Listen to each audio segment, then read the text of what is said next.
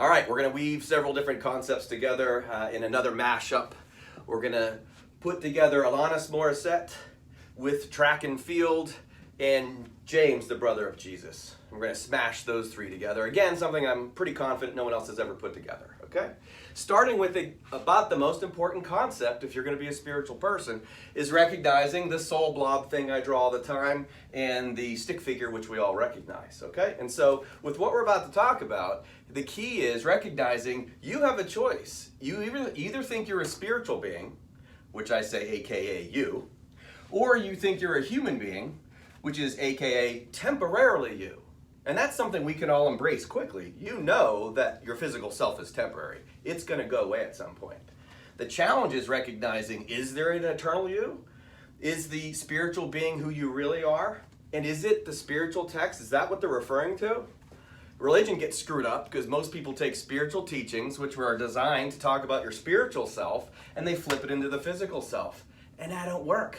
It's quite literally why Jesus left his church when he was young, to go on a revolution and a rampage to teach things spiritually instead of teaching them physically. And that's how most religions do things. They teach things physically when they're meant to be taught spiritually. And now if you get that one thing, stuff pops up. It makes more sense when you look at yourself spiritually. Look at yourself physically, and now we're going to have conflict, we're going to have confusion, we're going to have arguments. And that's what the devil or the ego wants, for us to argue about things, okay? Because we're looking at it physically. Look at it spiritually, it'll make sense. So when I put together Alanis Morissette, the sport of track and field, and Jesus, the brother of James, the brother of Jesus, when I put them together and you think spiritually, hopefully it all makes sense, okay? So here's the first question. If we're talking about the spiritual you and the human being you, which one do you want to be gorgeous? Now, most of us, when we start out with that, most of us are spending a lot of our time trying to make our physical selves gorgeous. And most of us, especially when we're teens, into our 20s and 30s most likely, we want to be physically gorgeous. We want our house to be gorgeous and our possessions to be gorgeous, and we spend a lot of time and effort making this thing gorgeous or hoping it's going to be gorgeous. And if it's not gorgeous, we don't feel good. Okay? Well, what if you're actually this thing, and this thing is gorgeous? This thing might be totally ugly. I would suggest at the end of Jesus' life, his body was totally ugly. It was beat up, right? It was bleeding, and he was abused and tortured and murdered, right? So that was a mess. But my gosh, was his spiritual being beautiful at the end of all that. God in heaven would have seen just the beauty of the spiritual being. He wouldn't have seen the physical being because God would know what to emphasize. When we look at the physical world, we're used to seeing the flesh of the world, and we're used to judging it as good and bad, and we often don't see the spirit behind it. And there's the trick. When people go through adversity, which happens over here in the flesh, can you see the spiritual beauty in it? And that brings us to the track and field aspect of things. If you're human and you want to work on being physically gorgeous, one thing you could do is work out your physical body by doing a sport like track and field. Now think about some of the events in track and field, okay? In the track side of things, you have sprinting, and middle distance, and long distance. Those are actually fairly valuable to a human being. It's useful to go super fast sometimes if you need to get away from something quickly, like an alligator chasing you or something. And then the middle distance and the long distance, it's good to have endurance. And so for sure, running is pretty valuable. It's hard work, though, to get good at those things. It's hard work, but it's valuable. It's over there on the field side where I sometimes wonder, wait a minute, we have people who are practicing things like shot put and the discus and the javelin. And like, well, how practical are those things? You know, whoever really needs to throw something like this, or spin a disc and throw it like that, or the javelin, which is how often do you have to throw a spear as far as possible? That's not very practical. And it's a lot of hard work to do those things, isn't it? So why are human beings doing that? Why would we pick to choose a sport like track and field and practice throws? It's somewhat functional, not particularly practical, and it's a lot of hard work. Plus, it's a little dangerous. There have been stories of people getting hurt by those javelins, right? And then you've got the pole vault, which is insane to me. When I was an athlete, I surely would have stayed the heck away from that, and I did. I never tried it. And I see people doing the pole vault. I'm like, that's insane, and it's completely not practical.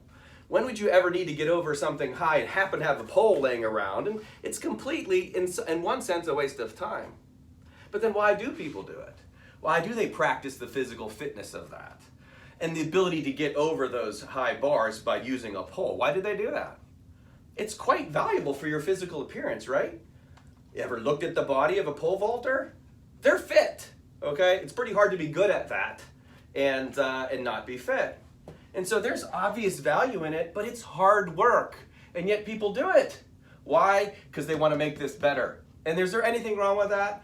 None whatsoever. That's totally fine if you want to make your physical body better. Work on those things, right? Totally fine. But if you think of yourself as a spiritual being, this is where I'm going to weave in Alanis Morissette. She has a song from the 1990s called Thank You, right? I listened to it again yesterday and it inspired me to do this group today. Thank you. What does she actually say thank you for? In the first stanza, she says, she's talking about breaking free from, I'm paraphrasing, breaking free from addictions, which includes drugs, food, physical rewards, and people-pleasing and codependence. That's her first stanza. She's singing about breaking free from all that kind of stuff. And then she thanks in the second stanza for those experiences, for terror, for disillusionment, for frailty and silence. Well, that's interesting. Those sound like things we would not like necessarily. Frailty and disillusionment, that doesn't sound fun, but she says thank you for those things. In the third stanza, she talks about not blaming and the feeling of forgiveness and what that feels like, how good it feels to forgive, and to enjoy the moment. How about enjoying this moment? Quite the spiritual teaching, right? The experience of forgiveness feels good for everybody. And the experience of staying in the moment feels good for everybody. Again, that's how we learn truth. These things work, so we should practice them. Stay in the moment, practice forgiveness. They're very effective. She says thank you for that. And then she sings about letting go.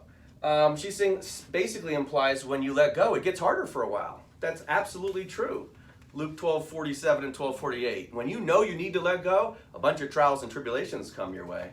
Things often get tougher. And then she says when she steps off of it, she finally touches down. Well, it's the journey of the ego in the physical world that we're in. When we finally let go of it, we could touch down because we start to have an experience of ourselves as a spiritual being. And she continues to sing along, in which she says, I'm sick of being masochistic, which is a wonderful line. Most of us are used to thinking of masochism as physical pain inflicted on ourselves for some sort of pleasure. Well, it's all psychologically masochistic when we stay grounded in the ego. Human beings torture themselves all the time by looking at the world from a physical perspective. There's a spiritual perspective available to everybody.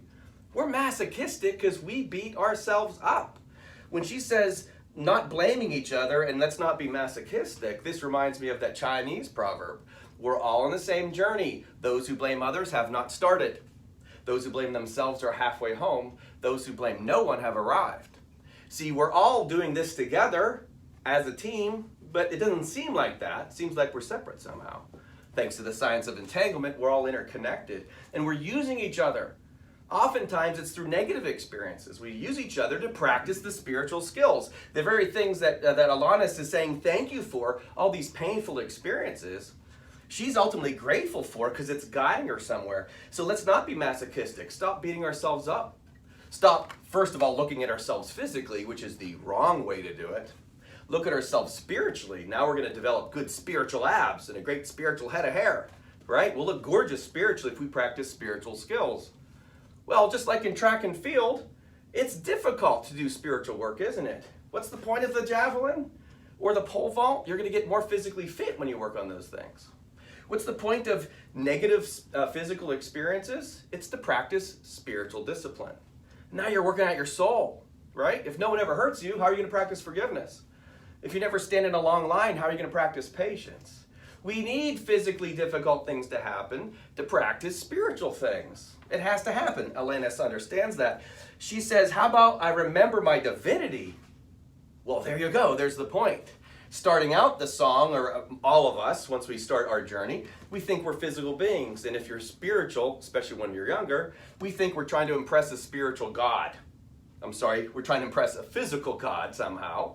A God sitting in a throne who wants us to be good little boys and girls. Okay? But the fact is the divinity is you're already a spiritual being, perfectly divine, perfectly pure and perfect. You just have to realize that. That's the awakening. Right? That's the born again quality. None of us ever did anything bad. right? The fact is we experience a lot of bad stuff to have the experience of waking up. And we're down here trying to fix the world. And Gandhi says, don't fix the world, be the change you want to see in the world. And like Buddha says, you don't shave your mirror if you're looking at your beard. You have to shave your beard in order for the mirror to change. The physical world doesn't need fixed. The physical world is fixing us. So we're having all these negative experiences to remember our divinity. How about bawling our eyes out, she says, and not equating death with stopping? Well, that's a mind blower for most people. We think we're physical beings and death is bad and death is the end and I'm not going to see grandma again for a while and all that stuff. And then we think there's a place called hell. Well, guess what? None of that's true. From the spiritual perspective, there is no end. There is no death. There's just an eternity in which time doesn't exist. Happens to be something Einstein proved 100 years ago. Time doesn't even exist. And yet we equate death with stopping. Death equals bad. That's the way this being would look at it. But the spiritual being looks at it different. And so at this phase of the song, Alanis is obviously having some pretty awakened type of experiences. She's remembering her divinity. She says it's okay to bawl your eyes out, for sure. Emote. Express your feelings. Get it out. Just don't shoot it at another person. That creates karma. We don't need that. Go ahead and let it all out. And then the last stanza, she says, thank you, Providence. You know what Providence is? Love this definition. The protective care of God or nature as a spiritual power.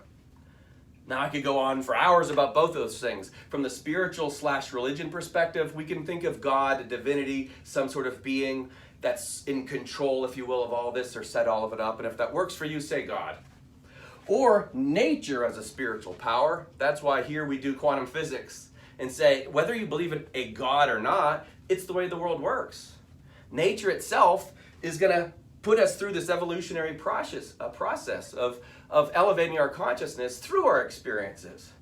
Acorns grow into oak trees, right? Rose seeds grow into rose bushes. And we are growing into our divinity.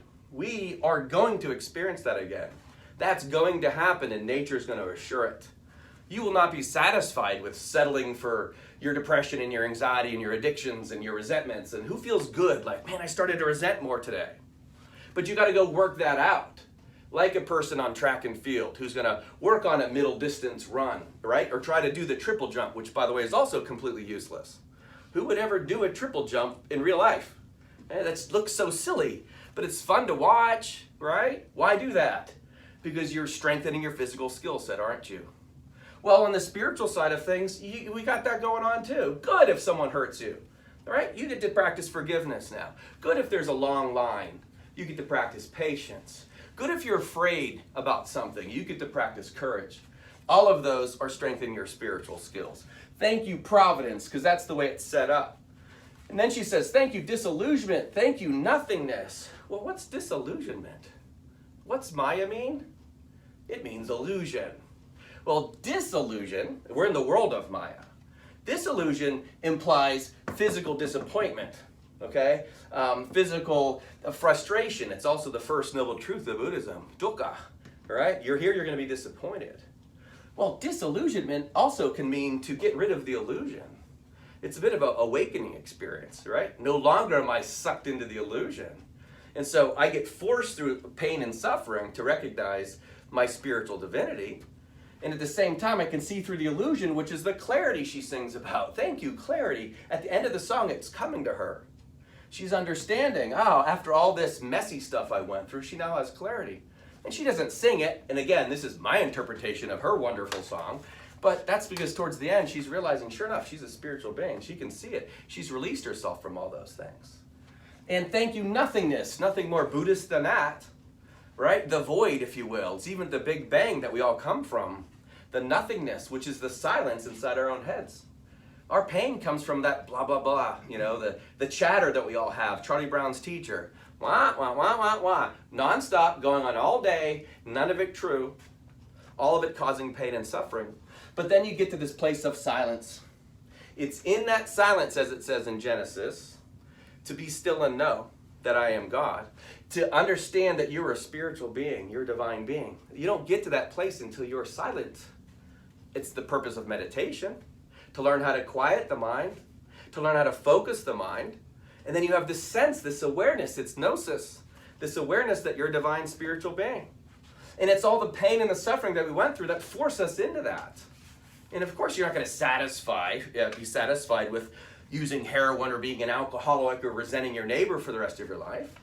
At some point, you have this realization, I need to let all that go. And she says, thank you for all of that, right? Thank you for these difficult experiences. Thank you for my frailty. Thank you for disillusionment. And she sings it wonderfully well. So here we go with Jesus, Jesus' brother, James. In the Bible, the book written by James, most people or many people thinks it's James' brother. It could be Jesus' brother. It could be several other Jameses, but truth is truth, no matter who said it. James chapter 1, verse 2. Count it all joy when you meet trials of various kinds. Okay? See, that's what made me think of track and field. You know, you could go participate in all those events. And if you get good at the 100 and the 200 and the 400 and the 800 and the triple jump and the shot put and the javelin and the pole vault, you're going to be pretty physically fit, right? And each one of those is its own trial, isn't it? Some sprinters aren't good javelin throwers. There's plenty of shot putters who can't run a 200, okay? No offense. But the fact is if you can work on all those things, what's that called when you do the decathlon, right? Those are physically fit people, and those are various events that you can participate in to make your physical self better. Well, James says, count it all joy when you meet trials of various kinds. Well, guess what? That's our lives. How many different types of trials do you need? We have relationship issues, financial stressors, physical stressors, right? I mean, it's nonstop just within a relationship alone. Parents and siblings and children and neighbors and teachers and, on and on and on, presidents, okay? Politics, all of that stuff, chaos. Joy, he says, joy. That's why Alanis is singing, thank you. She's understanding these things are teaching me something. Now, I'm very fond of saying complaining doesn't produce endorphins, okay? Our bodies don't feel better when we're bitching about things. It doesn't work. But what if we count it joy? Because we understand that through our adversities, we're actually crafting a healthier spiritual self. In a group of people that are working on it together, we can celebrate that with each other. Instead of saying, this sucks, and here's why it sucks, which is, very American of us, we say, this is good for us how? Romans 8:28, all things work together for good for those who love God. And so James is saying it's a joy to go through trials and tribulations, okay? And then in 1:4 he says, because you will be perfect and complete. That's the end game of our adversities. It's going to force you into a place where you realize you're a spiritual being. That's perfect and complete. Not this. I don't care how good of a track and field athlete you are. What happens at the end of your life? Or when you're 50, 60, 70 years old. You're not going to run as fast. You're not going to be able to pole vault anymore. You're going to be a bag of bones at the end of it. The perfect and complete clearly isn't physical. It's obviously spiritual. The physical experiences we have are forcing us to realize we are spiritual beings. And this is to a man and woman throughout the world, everybody who's ever existed. We're all going through this. It's completely fair, and we all have different types of trials and tribulations. And we're all given the opportunity to realize we're spiritual beings. So the last thing I want to say is in the video, Alanis is naked. Now, she's properly blurred out, of course. But she's naked throughout it. And she says herself, it was practicing being unashamed, right? And she presents herself very gracefully in the movie, or in the video. But she's naked throughout. Well, in Gospel of Thomas, verse 37, Jesus says, you should strip naked. Right? You should strip naked, and as a child who stands on their clothes, we should trample those clothes, and then we will be able to see the Son or the child of God, and we will not be afraid. Okay? Well, what is that? Is he really talking about stripping off these clothes? Certainly hope not, okay? It's stripping off the ego. It's stripping off the concept of the false self. It's stripping off the idea that this is the most important thing, okay? Stripping that away and trampling on it. And then you are naked before God. Again, metaphor, like almost everything spiritual, it's metaphor. And so Alanis, again, brilliant, insightful video and song, and she plays that out perfectly as well. Unashamed looking, presenting herself before God. That's us as well. When we strip naked, get rid of the ego, right? And all of the negative associations with it, the fear and the shame and the guilt and all that kind of stuff, we strip that away. And we do it together in a group, of course. If we do that, we have a nice collective elimination of the ego or Satan. Then we can see the Christ within. And then we have the awareness of self as spiritual being. That's when we're able to see who we really are, and that's when our game comes to an end.